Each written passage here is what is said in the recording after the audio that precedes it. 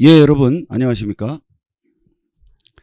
2024년 경연지도사 1차 조사방법론 기출문제와 해설 진행하도록 하겠습니다. 전반적으로 난이도는 평이했습니다. 출제 부문도 예년과 같이 이제 고르게 출제가 되었는데요. 개념에 대한 정확한 이해가 선행이 된다면 큰 어려움 없이 풀 수 있는 정도의 문제들이었습니다. 통계 부문은 두 문제로 예년 대비 비중이 줄어들었고요. 문제의 난이도도 평이했다라고 볼 수가 있을 것 같습니다. 상세한 내용은 제가 기술을 해놓은 총평 그리고 수험 대책 이 부분 참조를 하시면 되겠습니다. 예, 이제부터 문제 보겠습니다. 자, 101번 문제입니다. 문제지를 보시면 쿤의 과학발전 관점에 관한 설명으로 옳지 않은 것은 이라는 문제입니다. 이번 시험 문제 중에서 유일하게 교재보다 약간 상세한 내용이 출제가 됐는데요. 그러면 쿤의 과학발전 관점이 뭐냐라는 거 먼저 설명을 드리겠습니다. 자, 이전의 패러다임이 이렇게 있습니다. 그리고 요 패러다임에서의 성립하는 정상과학이라고 부르는 과학이 존재를 해요. 자, 그런데 이 상황에서 변칙 현상이 딱 발견이 된 겁니다. 얘를 넘어가는. 그러면 이제 어떤 해석상의 위기나 이런 것 국면이라는 거예요. 자, 그래서 여기에서 과학혁명이라는 게 일어나고, 그래서 이게 이제 정상과학으로 인정을 받는 그런 사이클을 보인다라는 걸로 이해하시면 됩니다. 그래서 이렇게 오다가 갑자기 과학혁명 일어나서 또 이렇게 가고 이런 겁니다. 따라서 어떤 선형적으로 이게 누적적으로 발전하는 게 아니라 단절적이고 비누적적인 변화 과정을 거친다는 것이기 때문에 우리 답은 3번이 되겠네요. 거기 보면 과학의 발전은 혁명과학에서 정상과학으로 지식이 점진적으로 누적돼서 이루어진다라고 했죠. 그런데 비누적적 변화 과정이기 때문에 3번이 옳지 않은 것이 되겠습니다. 나머지 1, 2, 4, 5는 패러다임에 관한 것인데요. 패러다임을 설명을 드리면 어떤 한 시대 사람들이 이렇게 있어요. 그럼 이 사람들의 견해나 사고를 근본적으로 규정하고 있는 테두리, 즉 인식의 체계, 이론적 틀, 이론적 체계 이런 것들을 의미한다라고 보면 1번 패러다임에 그 새로운 의미를 부여했다라는 것은 이렇게 이전의 패러다임이 있다가 이제 새로운 패러다임이 여기서 출현을 한 거잖아요. 그러니까 쿤에 의하면 어떤 선택의 과정이라는 거예요. 패러다임은 선택되는 것이다 라는 그런 의미로 보시면 되고요. 나머지 2번 과학은 정상과학과 혁명과학으로 구분된다. 맞고 4번에 패러다임은 어떤 근본적인 모델, 준거 틀이다 라는 거 제가 설명한 내용과 일치하죠. 5번에 어떤 패러다임의 예로는 다윈의 진화론, 아인슈타인의 상대성 원리 이런 것들도 제가 그 해설에 충분히 적어놨으니까 참고하시면 되겠습니다. 결국 이제 두 개 서로 다른 패러다임은 양립할 수 없다는 겁니다. 그래서 선택된다라는 그런 의미라는 겁니다.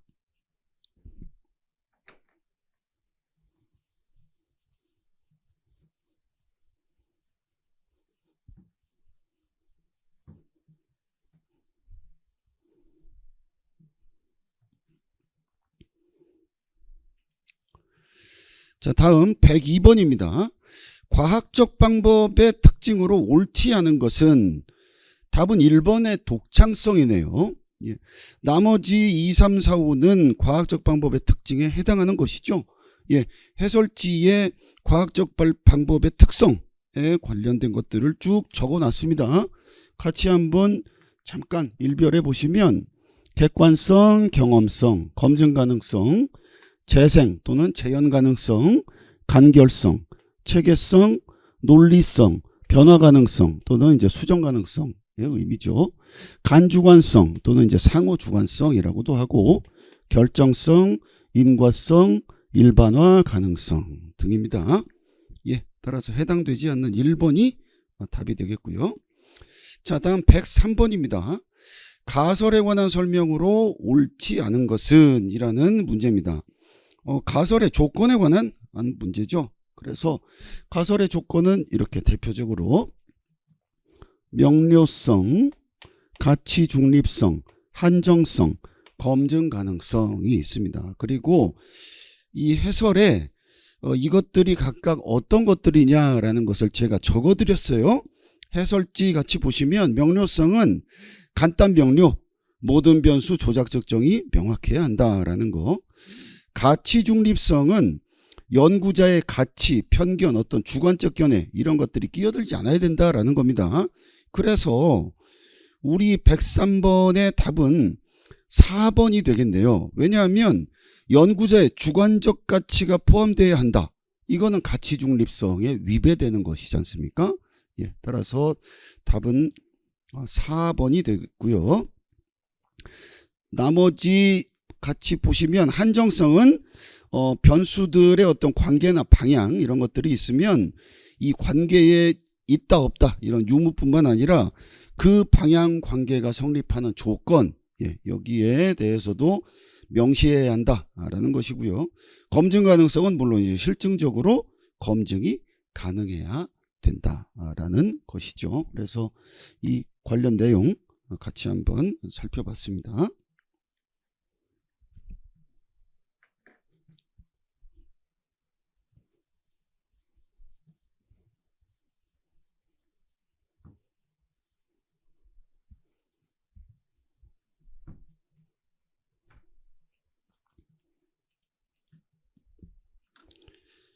예, 다음 104번 문제입니다.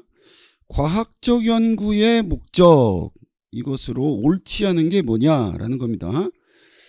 답은 104번의 답은 5번이 되겠네요. 예, 나머지 과학적 연구의 목적, 예, 이것들이 어떤 것들이 있냐라고 보면 이런 것들이죠. 예.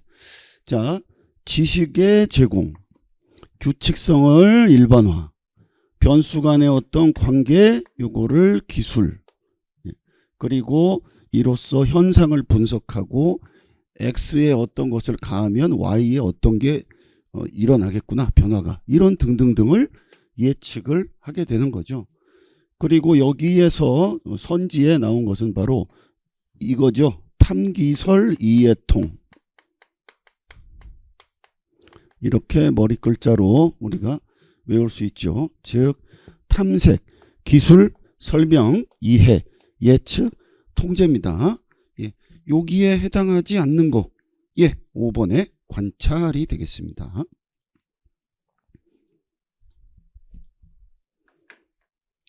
다음 105번 문제입니다. 유사실험 설계 또는 이제 준실험 설계에 해당하는 게 어떤 거냐라는 겁니다. 실험 설계는 크게 이렇게 대별을 할 수 있죠. 원시 실험 설계, 순수 실험 설계, 유사 실험 설계. 예, 그리고 유사 실험 설계의 종류가 두 집단 사전 사후. 얘는 이렇게 집단이 두 개가 있는데 얘들 둘이 랜덤이라는 걸 쓰지 않았기 때문에 동질적이지 않죠. 그래서 비동일 또는 비동질 통제 집단 설계라고도 부르는 것이고요. 이게 답이 되겠네요. 나머지는 단순시 계열 설계, 다중시 계열 설계에 등등등이 있습니다. 그러면 105번의 유사실험 설계에 해당하는 것은 1번의 비동질 통제 집단 설계가 되겠습니다.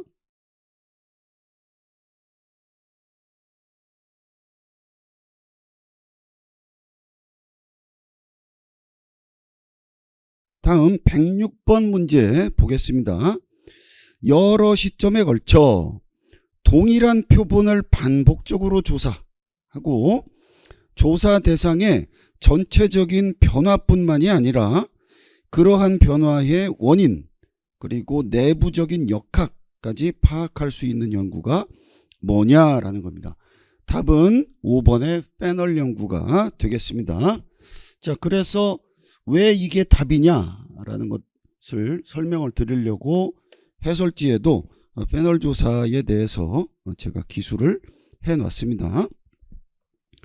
자, 조사는 우리가 조사라고 할 때 탐험조사, 기술조사, 인과관계조사 이렇게 나눌 수 있죠. 이 중에 이 기술조사는 이렇게 두 갈래로 갈립니다. 횡단조사, 그러니까 어느 한 시점에 변수에 관한 것들을 조사하는 거. 종단조사는 한 시점이 아니라 여러 시점에 걸쳐서 반복적으로 2회 이상 조사하는 거. 그게 종단조사죠. 그리고 이 종단조사는 다시 패널조사, 추세조사, 코호트조사 이렇게 유형들이 존재합니다. 그래서 이런 전반적인 그림 머릿속에 넣어주시는 게 좋고요. 이 중에 패널조사에 관한 부분이에요. 자, 패널조사는 어떤 거냐라고 하면 패널을 선정을 하고 이렇게 패널을 선정하고 얘들을 픽스 시키는 겁니다. 얘들만 대상으로 반복적으로 조사하는 거예요. 그림으로 그리면 이런 거죠. 그래서 동일 집단 반복 연구라고도 불립니다. 따라서 106번에 동일한 표본을 반복적으로 조사한다 라는 그것이 키워드가 될 것이고요. 답은 5번의 패널 연구가 되겠습니다.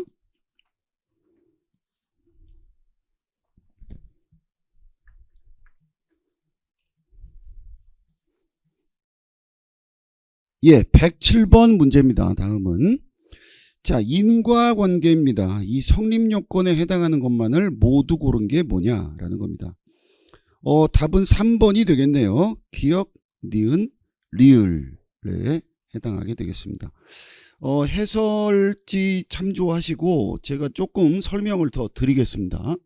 자, 인과관계 성립요건, 공동변화 또는 연관성이라고 부르는데 해설지 보시면 원인이 되는 현상이 변화하면 결과가 되는 현상도 동시에 변화해야 된다. 즉, 두 변수 사이에 상관관계, 즉 연관성이 있어야 된다라는 겁니다. 그러니까 얘는 이렇게 변수가 있고 변수가 있으면 얘가 이렇게 변화하면 얘도 이렇게 변화하는 그런 상관관계가 존재해야 된다라는 것이고요. 일단 두 번째, 시간적 선우성, 시간적 순서라고도 하죠. 해설지 보시면 원인이 되는 사건이나 현상이 시간적으로 결과보다 먼저 발생해야 된다라는 겁니다. 즉, 얘가 원인이고 얘가 결과다라고 한다면 당연히 결과보다 원인이 먼저 발생을 해야겠죠. 그 얘기를 하는 겁니다. 마지막으로 허위관계의 배제, 얘는 이제 외생변수 통제인데요. 얘가 지금 X잖아요. 얘가 Y고요. 그러면 Y의 어떤 변화가 유발이 된 것은 누구에 의해서 유발이 됐느냐? 이 독립변수 X의 변화가 이 Y의 변화를 유발시킨 원인이다라는 겁니다. 그래야 이게 인과관계가 성립한다는 건데 그게 아니고 여기에 Z라는 게 끼어 들어가지고 이 Y의 변화 여기에 이 Z가 상당 부분 기여를 했거나 또는 전부 기여를 했거나 이러면 이들 둘 사이에 X와 Y 사이에는 인과관계가 성립한다고 볼 수 없겠죠. 그 부분을 이야기를 하는 겁니다. 따라서 우리 보기에서 보면 기억, 시간적으로 먼저 발생한다. 시간적 선우성이고요. 니은, 원인 변수, 결과 변수 사이에 상관관계가 높다. 1번에 해당하는 거죠. 공동변화, 연관성의 원칙. 그리고 리을은 제3의 변수의 제3의 외생변수 영향이 없다. 이거는 인과관계 3조건 중에서 3번에 해당하는 거죠. 외생변수 통제에 관련된 겁니다. 디귿은 왜 틀릴까요? 원인 변수와 결과 변수는 서로 독립적이다. 독립적이다라는 것은 서로 무슨 영향을 미치거나 이런 게 없다는 거예요. 그게 아니죠. 둘 사이에 연관성이 있어야죠. 따라서 디귿은 해당되지 않는 것이죠. 그래서 107번의 답이 3번이고요.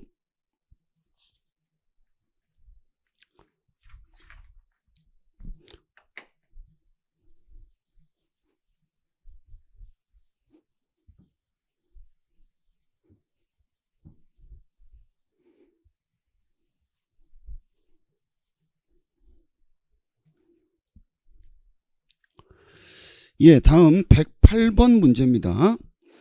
설문지 작성에 관한 설명으로 옳지 않은 것은 무엇냐라는 겁니다. 답은 일단 5번이에요.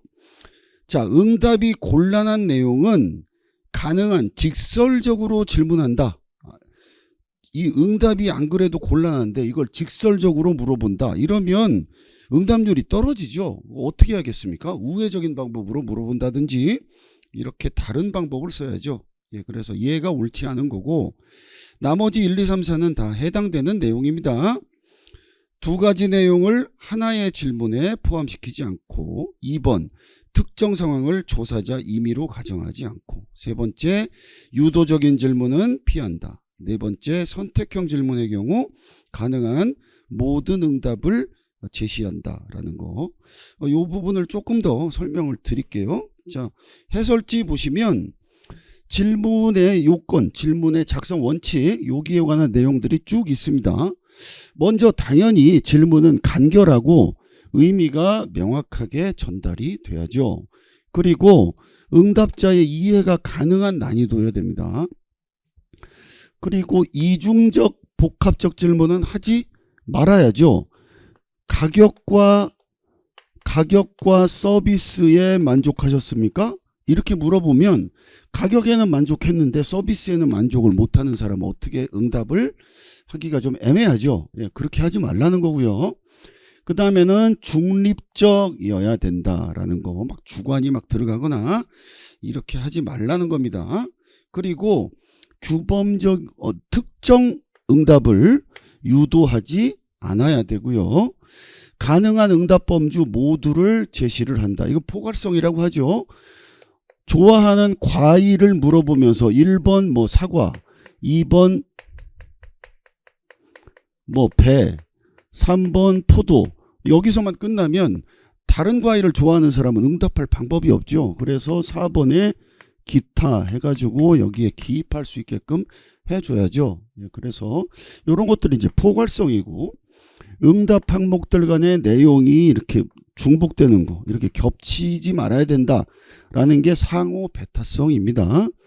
나이가 딱 30세인 사람이 있다고 하면 1번 귀하의 나이가 어떻게 되냐라고 물었을 때 20에서 30, 2번 30에서 40 이러면 1번에 답할 수도 없고 2번에 답할 수도 없죠. 애매하죠.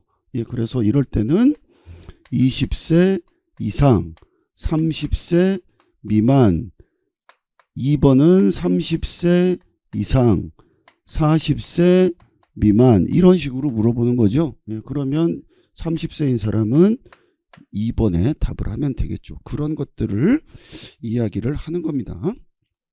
예, 그리고 특정 상황을 조사자가 임의로 가정하지 않는다. 이 얘기는 뭐 예를 들어서 만약에 귀하가 어떠한 상황이라면 예, 이런 식으로 임의 가정하고 질문을 하지 말아라 라는 겁니다. 예, 그래서 108번 나머지 내용들 같이 한번 살펴봤고요.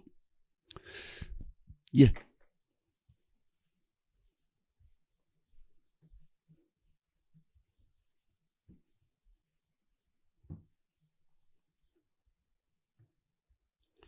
예, 다음은 109번 문제입니다.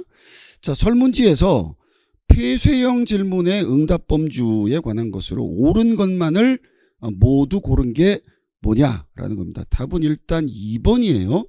기역, 니은, 미음 이게 폐쇄형 질문 응답 범주에 관해서 옳은 보기들입니다. 폐쇄형 질문 응답 범주 이게 어떤 얘기입니까? 폐쇄형 질문은 1 뭐뭐뭐 2 뭐뭐 3 뭐뭐뭐 4 뭐뭐뭐 뭐 이런 식으로 주고 여기에 하나를 선택하게 하는 거죠. 하나를 선택하든 뭐 두 개를 선택을 하든 이렇게 주는 겁니다. 예, 그래서 이렇게 주게 되면 질문의 의미가 명확하게 전달이 되죠. 요 내용들을 이렇게 읽어보면 아 어떤 질문이구나 라는 거를 응답하는 사람이 명확하게 알 수 있죠. 그리고 응답의 구조화 이런 것도 가능하게 되겠죠. 틀을 딱 맞춰서 이제 짤 수 있다는 겁니다. 뭐 1, 2, 3, 4 이렇게 물어볼 수도 있고 1, 2, 3, 4, 5 또는 1, 2, 3 이런 식으로 그 구조화할 수도 있고요. 여러 가지 틀을 맞춰서 짤 수 있죠. 전반적인 것들을. 자, 그리고 또 하나는 응답자가 1이라고 대답하고 두 번째 질문에는 뭐 3이라고 대답하고 어쨌든 응답자의 응답이 숫자로 표시가 되죠. 예. 그러면 이걸 그대로 통계 프로그램에 그대로 활용할 수 있겠죠. 따라서 통계 분석을 위한 처리가 용이하다라는 겁니다. 제가 설명드린 내용은 해설지에도 그대로 써 있습니다. 폐쇄형 문항은 응답 범주들을 주어진 선택지에서 선택하는 거고, 그 다음에 응답하기가 뭐 편하고 질문의 의미가 응답 항목을 통해 응답자한테 명확하게 전달이 되고, 응답 구조화할 수 있고 부호화 용이하고 통계적 분석을 위한 처리 용이하고. 그런데 이제 단점도 있죠. 단점이 뭐냐면 해설지에 제가 적어놨는데 응답자의 한정된 답변만을 얻을 수 있죠. 응답자의 답변은 1, 2, 3, 4를 주었다면 1, 2, 3, 4로 한정됩니다. 그래서 한정된 답변. 그리고 응답 범주의 조사자의 선입견이나 편견이 반영될 수 있다라는 겁니다. 즉 1, 2, 3, 4의 이런 내용들을 설정을 할 때요. 응답자의 주관, 응답자가 가지고 있는 선입견 이런 것들이 여기에 반영될 수 있겠죠. 그런 측면을 이야기를 하는 겁니다. 따라서 그런 측면으로 보실 때 109번의 답은 기억, 조사 대상자의 응답을 구조화할 수 있다라는 거 맞고요. 니은 연구자의 선입견이나 편견 이런 것들이 반영될 수 있다. 이거 맞습니다. 그리고 미음 통계적 분석을 위한 처리가 용이하다. 이것도 설명을 드린 거고요. 미음. 나머지 디귿과 리을은 여기에 해당하지 않습니다. 잘 보시면 조사 대상자의 의견, 동기, 태도에 관해서 상세한 정보를 얻을 수 있다. 이거는 이렇게 1, 2, 3, 4 중에 선택하는 게 아니라 이렇게 주는 거죠. 그래서 자유롭게 기입하세요 라는 개방형 질문. 그때의 장점이고요. 리을본도 역시 개방형 장점이죠. 연구자가 미처 고려하지 못한 새로운 사실을 발견할 수 있다. 여기 이제 여러 가지 의견을 쓸 테니까 연구자 입장에서는 어떤 새로운 사실 발견을 할 수가 있겠죠. 그래서 해설지 참조하시고요. 따라서 109번의 답은 2번 기억, 니은, 미음이 되겠습니다.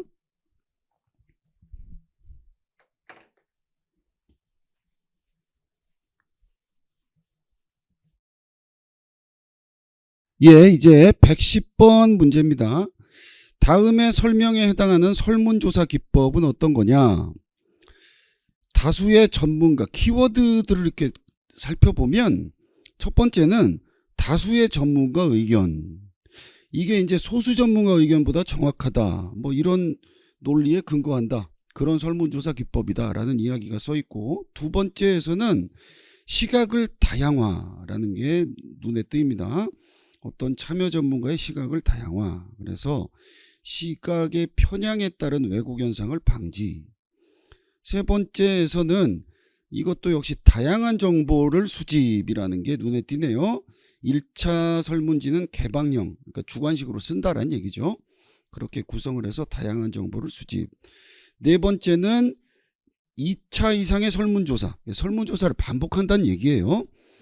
그렇게 해서 목적 결과를 도출한다라는 이야기가 써 있습니다. 그래서 이렇게 좀 어렵게 표현이 돼 있지만 결국에는 제가 말씀드릴 해설에서와 똑같은 의미입니다. 그래서 답은 3번의 델파이 조사법입니다. 일단 자, 그리고 이제 이 해설을 같이 한번 보도록 하겠습니다. 자, 델파이 기법은 어떤 거냐? 해설지 보시면 델파이 기법, 얘는 집단 토론에서 자주 나타나는 문제점, 그 문제점이 뭐냐면 소수에 의해서 토론이 지배되고 권위 있는 사람들이 반대해가지고 어떤 의사 전달이 왜곡된다든지 이런 것들을 제거하기 위해서 개발이 됐다라는 배경 설명을 잠깐 덧붙여 드렸고요. 방법이 뭐냐? 전문가와 참여자의 익명성 보장. 그래서 개개인의 자유로운 견해를 수회에 걸쳐서 전달. 그걸 모든 전문가에게 반복. 그렇게 알리고 관련 견해를 전문가와 참여자에게 전달. 그래서 응답을 받아서 통계적으로 처리. 이 얘기를 줄여놓은 게 요 얘기예요. 일단 익명성을 보장합니다. 누가 그런 말을 했는지 모르는 거예요. 그러니까 전문가가 저 참여자가 나보다 못한 수준인데 저런 얘기를 하다니 등등등의 편향적인 시각을 가질 수가 없죠. 어찌됐건 여기에 모든 참여자들의 생각을 이렇게 반복적으로 공유하는 거예요. 그거를 수회에 걸쳐서 한다라는 겁니다. 계속 반복해서. 그러면 결국에 이 집단의 의견이 이렇게 한 방향으로 수렴할 수 있겠죠. 그걸 얘기하는 겁니다. 델파이 기법은 말이 조금 어렵긴 하지만 집단 의견을 한 방향으로 수렴을 시키는 것이다 라고 생각하시면 되겠습니다. 따라서 110번의 답은 3번의 델파이 조사법이 되겠습니다.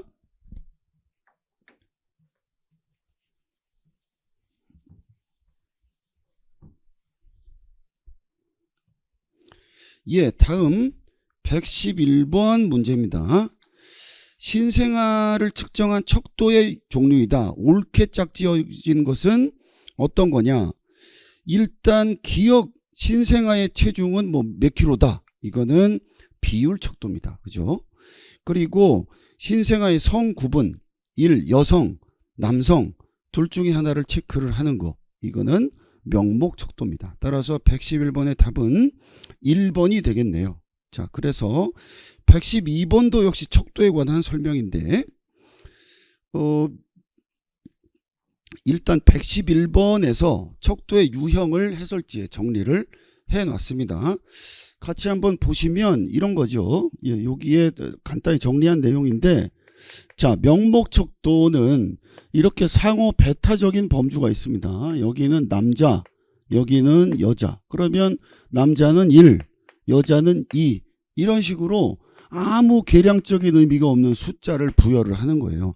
따라서 1 더하기 2는 뭐가 되느냐? 이 의미를 부여하기 어렵죠.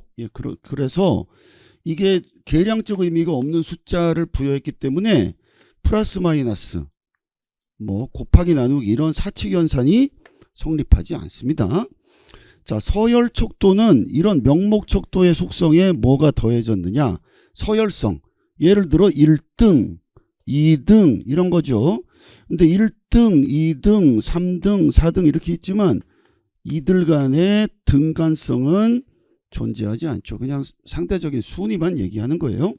따라서 1등, 2등, 3등, 4등 이렇게 여기에 숫자가 부여가 돼 있어도 그걸 가지고 사칙연산이 성립하지는 않는다라는 이야기고, 자, 그 다음에는 등간척도는 이런 서열척도의 속성에 등간성이 붙은 거예요. 대표적인 게 온도죠. 0도, 1도, 2도, 3도. 여기가 다 등간성이 성립하는 것이죠.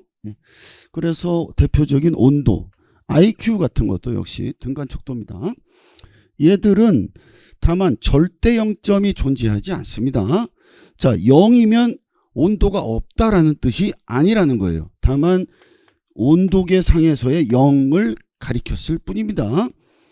그런데 어느 정도 숫자의 의미를 가지기 때문에 플러스 마이너스까지는 통계에서 의미가 있습니다. 다음에 이제 비율 척도는 가장 높은 수준의 척도입니다. 우리가 그냥 알고 있는 진짜 숫자들이라고 생각하시면 돼요. 비례 조작이 가능하기 때문에 뭐는 뭐의 몇 배다 등등등이 성립을 하기 때문에 사칙 연산이 모두 성립을 합니다. 그리고 절대 0점이 이 레벨에서는 존재하죠. 즉 예를 들어 소득이 0이다 라는 건 정말 소득이 하나도 없다라는 얘기죠. 그래서 예시로 보면 뭐 연령, 매출액, 키, 몸무게, 소득 등등등 이렇게 우리가 인지하기에 진짜 숫자, 뭐 어떤 의미 있는 숫자 이렇게 생각이 되는 것들, 이런 것들이 바로 비율 척도가 되겠습니다. 따라서 기억번에 신생아의 체중, 몸무게에 관한 거니까 비율 척도고, 니은 신생아의 성구분, 여자냐 남자냐, 이것은 금방 우리가 같이 학습한 명목 척도가 되겠습니다. 예. 그래서 해설지 쭉 한번 참조를 해보시면 좋을 것 같고요. 거기에 나온 내용들은 사실 다 설명을 드렸습니다.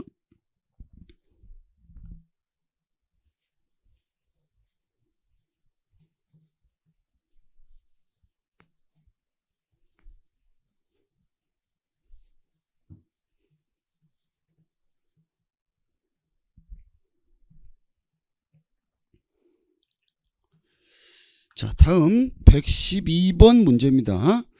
척도에 관한 설명으로 옳은 것은 어떤 거냐?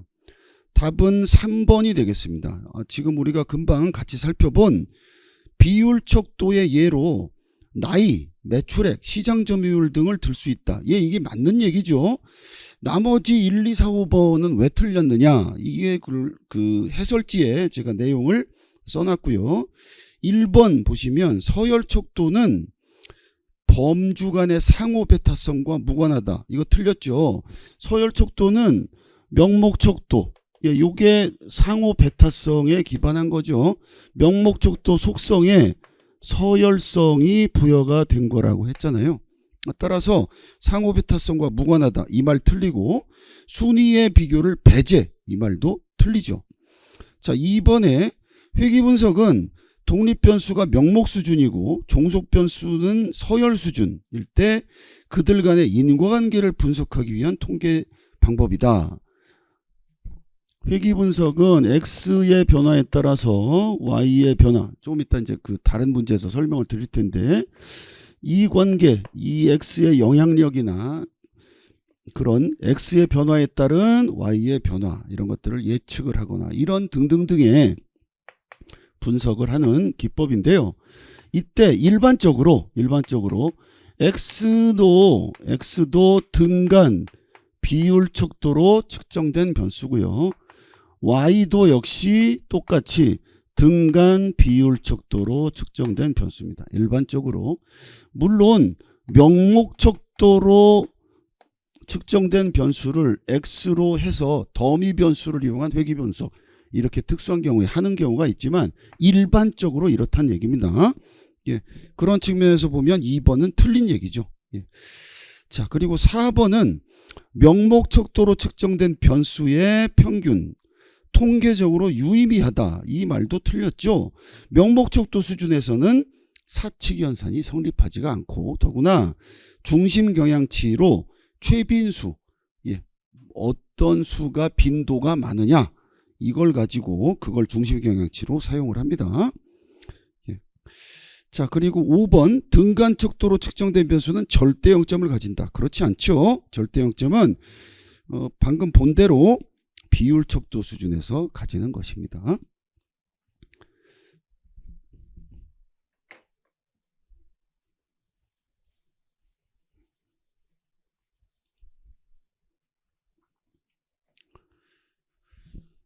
다음 113번 문제입니다. 1에서 100까지 번호가 부여된 100명, 이렇게 번호가 부여됐는데 1, 2, 3 이렇게 해서 100까지 번호가 부여가 됐는데, 그 모집단에서 9번, 19번, 여기 어디 9가 있으면 9, 열을 띄어서 19번, 또 열을 띄어서 29번, 뭐 이런 식으로 9, 19, 29, 39, 99 이런 식으로 표본을 뽑는다. 이게 뭐냐? 답은 1번의 체계적 표본 추출이죠. 여기 간격이 지금 9에서 19, 10, 19에서 29, 10 이런 식으로 쭉 10간격으로 뽑아내는 거죠. 해설지 보시면 이 체계적 또는 계통적 표본 추출이라고 하는 방법에 대해서 설명을 해놨습니다. 자, 보시면 체계적, 계통적 표본 추출, 얘는 확률 표본 추출, 즉 랜덤, 무작위로 표본을 추출하는 확률 표본 추출의 유형이고요. 정의를 보시면 모집단을 일정한 질서에 따라서 번호를 부여한다. 이거 문제랑 똑같죠. 그 다음에 걔를 등간격으로 나누고 첫 구간에서 하나의 번호를 얘를 요 무작위로 요 첫 번에 그거를 뽑아내고 무작위로 추출 후 n번째 떨어져 있는 번호 이렇게 n씩 떨어져 있는 거. 여기선 지금 10이었죠. n이 10. 그렇게 추출하는 방법이다. 이럴 때 n이 뭐냐? n은 전체 모집단을 표본으로 나눈 그거를 그 값을 가지고 이제 표집 간격이라고 합니다. 그때 그렇게 뽑아낸다. 예를 들어서 모집단이 100명인데 표본을 10명을 뽑는다. 그러면 이제 10간격으로 뽑아내게 되겠죠. 그래서 요게 이제 표집 간격이 되는 거예요. 113번은 굉장히 쉬운 문제였습니다. 1번이 답이 되겠네요.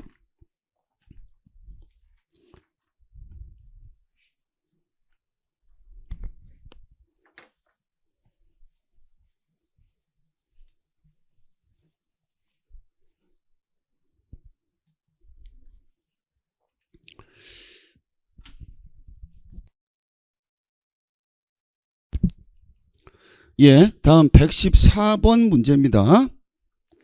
확률 표본 추출에 해당하는 표본 추출 방법. 이걸 모두 고른 게 뭐냐? 답은 기억의 단순 무작위, 디귿의 층화 표본, 즉 2번이 되겠습니다. 자, 그럴 때 확률 표본 추출은 단, 층, 군, 체 이렇게 머리 글자로 우리가 외울 수 있죠. 단순 무작위 층화인데 요 두 개가 지금 여기 기역과 디귿에 있는 것이고요. 나머지가 군집, 체계적 또는 계통적이라고 부르는 것이고 비확률 표본 추출은 편, 판, 할, 누 누적이라고 해서 이게 눈덩이 표본 추출을 얘기하는 겁니다. 이렇게 나눌 수 있죠. 그런 유형을 우리가 알을 때 기역과 디귿이 답인 것을 바로 알 수 있습니다. 나머지 니은, 리을, 미음 이거는 비확률 표본 추출 방법이죠. 따라서 114번은 2번이 되겠고요. 자, 이제 115번입니다. 다음에 설명하는 그 표본 추출 방법이 뭐냐라는 겁니다. 첫 번째, 모집단을 여러 개의 서로 다른 소집단으로 나눈다. 두 번째, 서로 다른 소집단 중에서 하나 또는 일정한 수의 소집단을 무작위로 추출하고 세 번째, 무작위로 추출된 소집단의 모든 구성원을 조사하거나 일부 구성원을 무작위로 조사한다. 답은 5번의 군집 표본 추출이 되겠습니다. 해설지 보시면 군집 표본 추출이 뭐냐? 무작위로 표본 추출하는 확률 표본 추출의 유형이고요. 방금 우리가 봤죠? 여기서 봤죠? 군집 표본 추출. 모집단이 유사한 소그룹들로 구분되어 있는 경우, 즉 모집단이 이렇게 여러 소그룹들인데 얘들이 유사하다는 거예요. 그러니 어느 하나를 뽑아내서 그냥 조사를 해도 전체를 설명할 수 있다라는 그런 뜻으로 생각하시면 됩니다. 그럴 때 그 무작위로 어떤 한 그룹 전체를 뽑아내 가지고 또는 뭐 이렇게 하나만 뽑을 수도 있고 뭐 2개, 3개를 이렇게 뽑아낼 수도 있습니다. 어쨌든 요 한 그룹 레벨에서 우리가 생각을 한다면 이 뽑은 군집의 모든 구성원들을 전부 조사를 하든가 아니면 요 중에서 다시 일부만 뽑아내서 근데 이렇게 뽑아낼 때 확률 표본 추출 방법을 또 쓴다라는 겁니다. 그래서 여기서 이렇게 일부를 쭉 확률 표본 추출로 뽑아내서 이 표본을 조사를 하든지 그렇게 한다는 얘기입니다. 그래서 말씀드린 대로 5번의 군집 표본 추출이 정답이고요. 자, 116번 문제입니다. 이제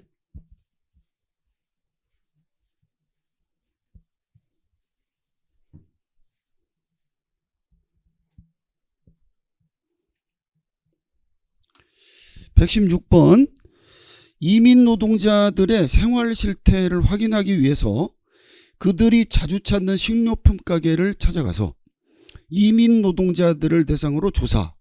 그 다음에 응답자들한테 무슨 부탁을 하냐면 동료 이민 노동자들을 소개를 해달라.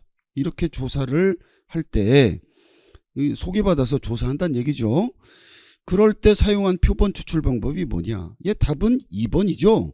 눈덩이 표본 추출입니다. 얘는 어떤 거냐면 해설지 보시면 자, 눈덩이 표본 추출. 무작위에 의하지 않고 표본을 추출하는 비확률 표본 추출의 유형이죠. 그리고 정의를 보시면 처음에는 소수의 인원을 표본으로 추출하고요. 그 사람들을 조사합니다. 그래서 그 소수 인원을 조사원으로 활용해서 그 조사원의 주위 사람들을 조사하는 과정을 반복. 예, 이렇게 한다는 얘기죠. 처음에 이 사람 조사를 하고 주변 사람을 이렇게 소개를 받아서 조사하고 또 여기서 주변 사람을 소개받아서 조사하고 그래서 점점 이렇게 눈덩이처럼 불어난다 라고 해서 누적 표본 추출이라고도 부르죠. 예, 그런 과정들을 반복하는 거. 예, 따라서 116번의 답은 말씀드린 대로 2번의 눈덩이 표본 추출입니다.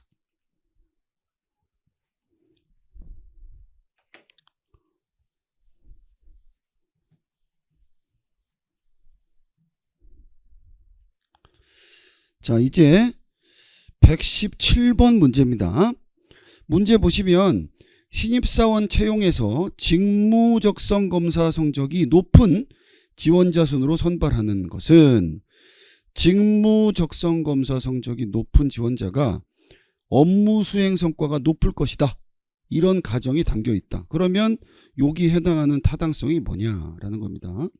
예, 답은 1번의 예측 타당성이죠.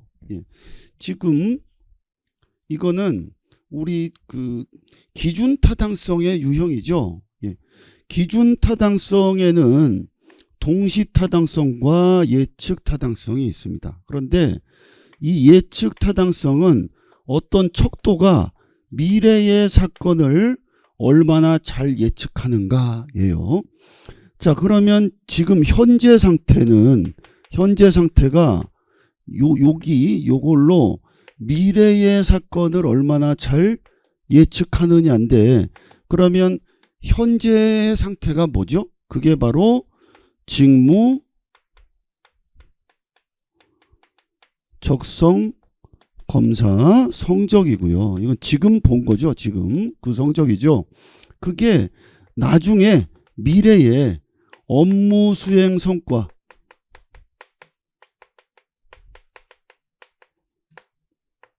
예, 요것과의 차이, 요거를 예측해내는 정도다라는 겁니다. 예. 따라서 지금 현재 상태에서 미래에 관련된 미래 사건을 얼마나 잘 예측하는가에 관한 것이기 때문에 예측 타당성이 답이 되는 것이죠. 예, 따라서 117번의 답은 1번이 되겠습니다.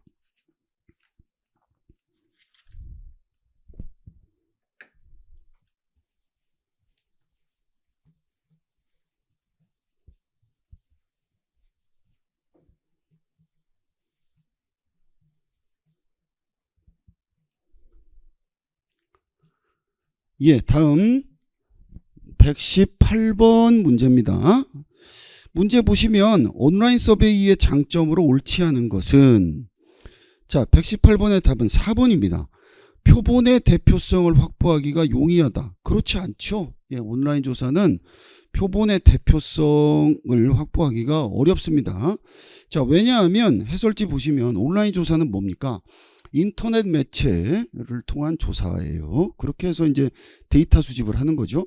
장점은 뭐가 있나요? 장점은 일단 신속하게 할 수 있죠. 그리고 어떤 경제성이 있죠. 신속성은 시공간의 제약이 적어서 그렇고요.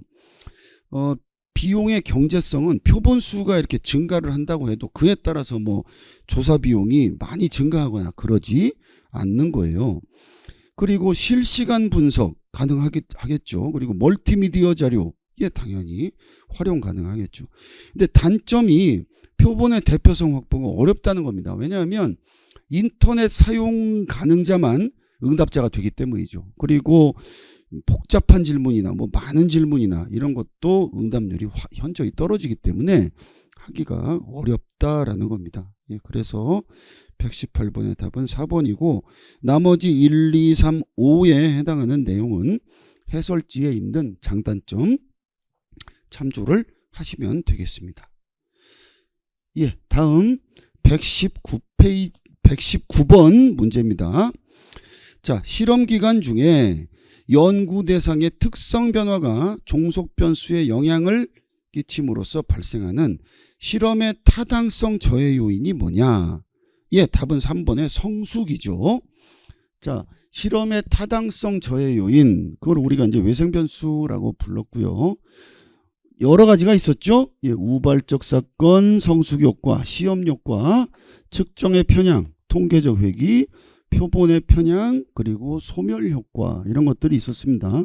이 중에서 요거를 얘기하는 거죠. 성숙 효과는 시간의 경과에 따라서 조사 대상의 특성이 변화하는 거죠. 어린이라면 자연 성장을 한다든지 태도나 가치관 이런 것들이 시간이 지남에 따라서 변화한다든지 그런 것들을 의미를 하는 겁니다. 따라서 3번이 답이고요.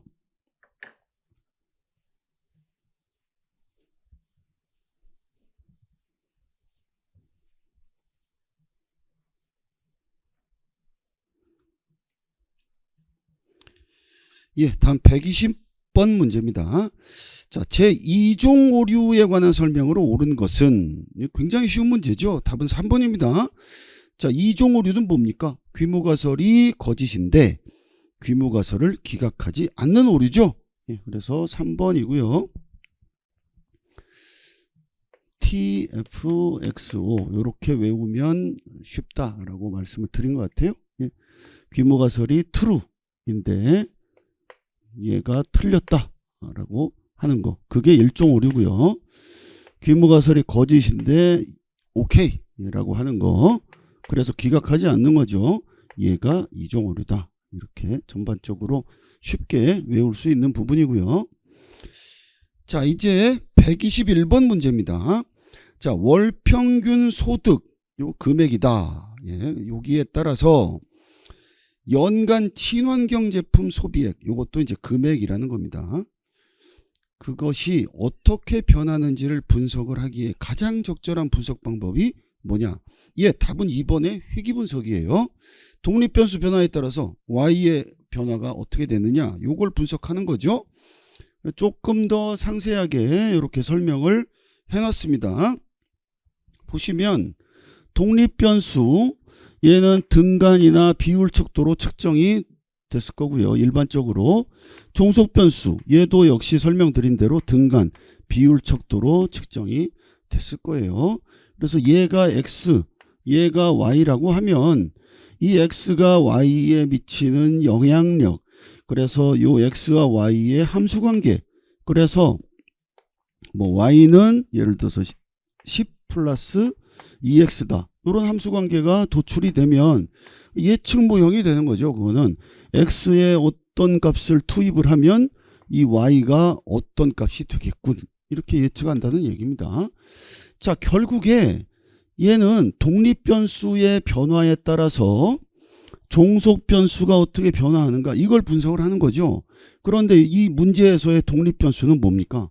월평균 소득금액, 비율 척도니까 들어맞고요. 그때 종속변수가 뭐였죠? 연간 친환경 제품 소비액, 이것도 비율 척도죠. 그래서 척도 요건도 맞고요. 그럴 때 Y가 어떻게 변하는가, 이걸 분석하는 거니까 답은 2번의 회귀 분석이죠.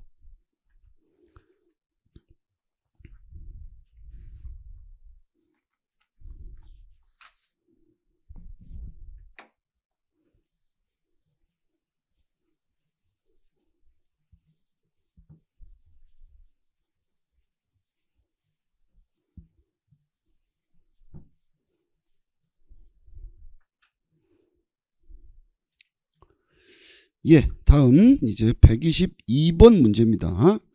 계산 문제인데요. 간단한 계산 문제였습니다. 자, 분산 분석 그 결과의 일부가 다음과 같다. 그런데 이렇다면 기억에서 디귿의 값으로 옳은 게 뭐냐라는 문제입니다. 그래서 문제에서 그 집단 내 제곱합 기억, 집단 내 자유도 니은 그리고 F값 디귿 이렇게 줬죠. 그래서 이걸 가지고 이제 계산을 하는 문제입니다. 그래서 우리 해설에도 제가 상세하게 조금 풀이를 적어 놨는데요. 관련해서 같이 한번 보시겠습니다. 자, 이게 문제입니다. 이게 문제인데 여기에 평균 제곱이 지금 문제에서는 생략이 돼 있어요. 그래서 이걸 계산을 해야 이 문제를 풀 수가 있게 됩니다. 자, 먼저 보시면 제곱합, 집단 간, 집단 내 그리고 얘들 둘을 합한 토탈 해서 여기가 기억이에요. 그러면 요 제곱합은 집단 간 제곱합 플러스 집단 내 제곱합이 토탈이란 얘기니까 기억은 아주 쉽게 나옵니다. 즉 120 더하기 기억이 1320이란 얘기니까요. 1320에서 120을 빼면 되죠. 따라서 기억은 1200이라는 숫자가 나옵니다. 그래서 여기 1200 이렇게 답이 나오고요. 자, 자유도는 쉽게 보면 쉽게 그냥 생각을 하면 여기가 124잖아요. 전체가. 집단 간이 4지 않습니까? 그러니 4 더하기 니은은 124니까 니은은 124에서 4를 빼면 되죠. 그러면 120이라는 숫자가 쉽게 나옵니다. 그렇게 구할 수도 있고요. 그런데 정석적으로 구한다면 일원 분산 분석의 자유도를 알아야죠. 그런데 왜 이게 일원 분산 분석이냐라고 판단을 하냐면 만약에 얘가 이원 분산 분석이었다. 즉 x가 2개짜리였다. 그러면 저 분산 분석표에 요인 A, 요인 B 그리고 어떤 게 표시가 되냐면 A와 B의 상호작용 요런 행들이 생겼을 거예요. 그런데 이게 지금 없잖아요. 그냥 집단 간 집단 내 이렇게만 줬기 때문에 아 이건 x가 하나짜리인 일원 분산 분석 문제구나. 그러면 일원 분산 분석에서의 각각의 자유도를 가지고 니은을 풀 수 있습니다. 그게 이제 정석적인 방법이죠. 자, 이럴 때 일원 분산 분석에서의 집단 내 자유도는 n-k입니다. 예, 이럴 때 이 k는 집단의 수죠. 그런데 이 k를 어떻게 구하느냐라고 하면 이 위로 올라가 보시면 일원 분산 분석에서 집단 간 자유도는 k-1이에요. 그런데 지금 k-1이 4랍니다. 그러면 k는 얼마겠어요? k는 5겠죠. 예. 그래서 k가 이렇게 옵니다. 예. 자, 그리고 n은 어떻게 구하느냐? 이 일원 분산 분석에서 토탈의 자유도는 n-1이에요. 근데 n-1이 124랍니다. 그럼 n은 얼마겠어요? n은 당연히 125가 될 거 아닙니까? 따라서 125에서 5를 빼면 니은은 120이 나온다라는 겁니다. 그게 요 부분이죠. n-k는 125에서 5를 뺀 120이다 라고 이렇게 설명을 드린 거고요. 자, 그러면 이제 조금 깨끗하게 정리를 해보면 기억은 1200이고 니은은 120입니다. 예. 자, 그리고 이제 F를 구해야 돼요. 디귿. 근데 F는 뭐냐면 집단 간을 집단 내로 나눠서 구하는데 얘가 뭐냐면 평균 제곱을 쓴다 이거예요. 예. 집단 내 평균 제곱이 분모고요. 분자가 집단 간 평균 제곱입니다. 그러려면 요 평균 제곱이 필요하다라는 겁니다. 그런데 문제에서는 생략돼 있으니까 우리가 계산을 해야 된다. 그런데 이 평균 제곱은 굉장히 구하기가 쉬운 게 그냥 이쪽으로 가서 해당하는 제곱합을 해당하는 자유도로 나누면 됩니다. 그러면 120 나누기 4겠죠. 따라서 여긴 30. 이것도 역시 마찬가지죠. 옆으로 가가지고 1200 나누기 120 하면 됩니다. 그러면 10이 나오죠. 그러면 F는 뭐겠습니까? 30을 10으로 나누니까 답은 3이 되는 겁니다. 따라서 디귿은 3이 되는 거고, 관련해서 어떻게 그 값들이 나왔느냐 요거를 써놨습니다. 그러면 그 122번의 답이 기역은 1200, 니은은 120, 디귿은 3이니까 답은 3번이 되겠네요. 122번의 답은.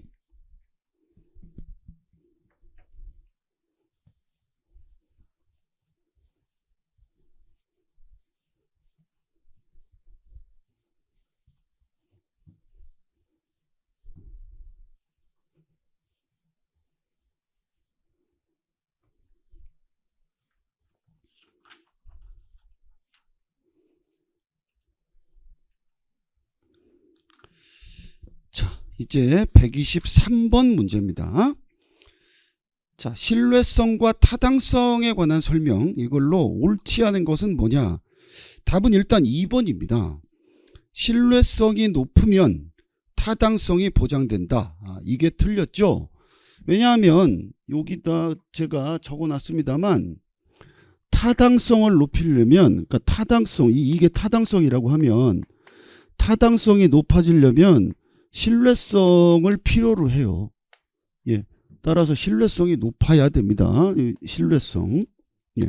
그런데 이 신뢰성은 굳이 얘가 필요가 없어요. 타당성이 필요 없이 그냥 자기 혼자 높아질 수 있는 겁니다. 따라서 신뢰성이 높다. 그러면 필요 없는 타당성이 이 속에 들어간 게 아니라 얘 혼자 자체적으로 높을 수 있기 때문에 신뢰성이 높다고 해서 타당성이 높은 것은 아니다라는 거, 요것만 잘 기억을 하시면 되겠습니다. 따라서 그런 측면에서 보면 2번이 틀린 얘기죠.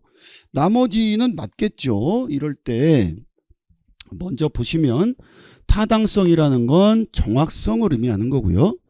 체계적 오류와 관련됩니다. 체계적 오류는 측정 오차가 체계적 패턴 요렇게 발생한다는 거예요. 이렇게 그런 일정한 방향, 그렇게 체계적 패턴을 가지는 것이고요. 신뢰성은 일관성을 이야기하죠. 얘는 비체계적 오류와 관련이 됩니다. 우연, 일시적 사정으로 발생하는 오차. 그래서 이렇게 한 방향으로 이렇게 모이는 게 아니라 이렇게 무작위적으로 흩어져 있는 그런 형태를 보입니다. 그래서 요걸 가지고 나머지 1번, 3번, 4번, 5번 풀 수 있죠. 1번 신뢰성은 비체계적 오류와 관련된다. 맞고, 3번 타당성은 그 측정 대상의 개념을 얼마나 정확하게 반영하고 있느냐. 맞는 얘기고요. 그거를 나타내는 지표다라는 게 맞는 얘기죠. 4번은 신뢰성은 반복적으로 측정된 측정 방법이 일관성이 있는 결과를 보여주는가.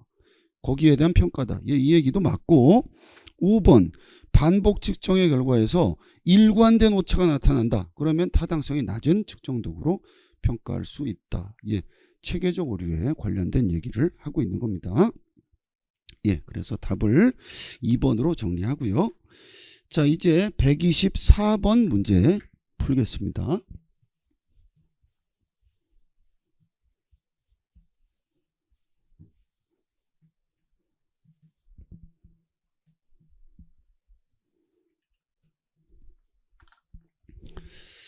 (124번) 가설 검증에 관한 설명으로 옳지 않은 것은 뭐냐? 일단 답은 4번이에요. 가설은 표본의 통계치에 대한 가정이다. 이 말이 틀렸죠. 가설은 뭐에 대한 가정입니까? 해설지에도 제가 적어놨습니다만 가설은 연구 문제에 대한 어떤 잠정적이고 가정적인 결론입니다. 그래서 관련된 그 4번은 틀린 얘기고요. 그러면 이제 귀무가설, 대립가설 이런 얘기들이 나머지 선지에서 쭉 나오는데 그 관련돼서 한번 보시죠. 자, 귀무가설이 있고 얘가 통계적 검증의 대상이 되고요. 얘랑 반대되는 연구자가 지지하는 가설, 얘가 대립가설이죠. 예, 논리적으로 반대 입장이고, 그리고 유의수준 알파라고 우리가 부르는 겁니다. 얘는 일종 오류의 허용 유의 확률이라는 다른 이름도 갖고 있는데 이 말은 결국에 일종 오류를 범할 확률이라는 의미와 일맥상통하고요. 그 다음에 유의 확률은 이제 p-value를 얘기를 하는 겁니다. 그 어떤 표본값이 이렇게 만약에 이 우측에 이렇게 있을 때 얘가 보다 더 극단값으로 나타날 확률, 이게 이제 유의 확률이라고 생각하시면 되는데 어찌됐건 얘는 표본으로부터 계산되는 확률입니다. 그래서 결국 표본에서 데이터를 뽑아서 그걸 가지고 이제 통계치를 만드니까 결국 통계치에 해당하는 확률이 되는 것이죠. 그리고 유의 수준과 유의 확률, 즉 p-value와 알파를 이렇게 비교를 합니다. 그래서 알파보다 p-value가 작으면 귀무가설은 기각할 수 있다라는 관계가 성립을 하는 것이죠. 그래서 1번 연구자가 지지하는 대립가설하고 반대되는 진술이 귀무가설이다. 맞고 2번 통계적 검증의 대상은 귀무가설이다. 맞고요.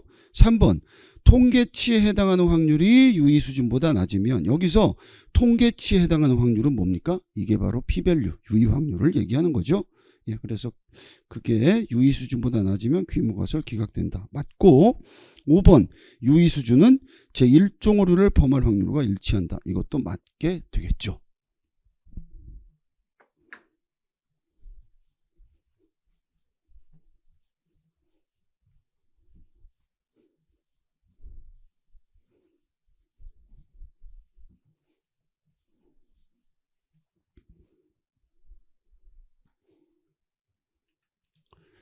자, 이제 마지막 125번 문제입니다. 자, 조사보고서 작성 시 유의해야 할 사항으로 옳지 않은 게 뭐냐? 답은 일단 2번입니다. 표나 그림 사용은 자제한다. 이게 틀렸죠? 해설지에서 설명드리겠지만 표와 그림을 함께 제시하면 효과적입니다. 그리고 다양하고 방대한 범위를 포괄해서 상세하게 기술해야 된다. 이것도 역시 적합하지 않은 얘기입니다. 불필요한 정보를 많이 이렇게 너무 많이 포함하면 오히려 핵심을 흐릴 수 있죠. 그런 측면에서 그렇습니다. 나머지 1, 3, 4, 5에 해당하는 이야기들 그 해설지 보면서 이제 정리를 하겠습니다. 자, 조사보고서 작성을 할 때 전달할 정보를 어떻게 하느냐? 1번 주의 깊게 결정합니다. 불필요한 정보 많이 포함하면 핵심 전달을 방해할 수 있다. 설명드렸고요. 그리고 정확하고 명백하게 전달하고 쉽게 이해할 수 있도록 표현을 해야 돼요. 그래서 전문 용어 막 이렇게 남발하는 거 자제하고 표와 그림을 함께 제시하면 효과적이다라는 내용이 우리 해설지에 정리가 되어 있으니까 관련해서 참조하시면 되겠습니다. 따라서 125번의 답은 2번으로 정리할 수 있겠습니다.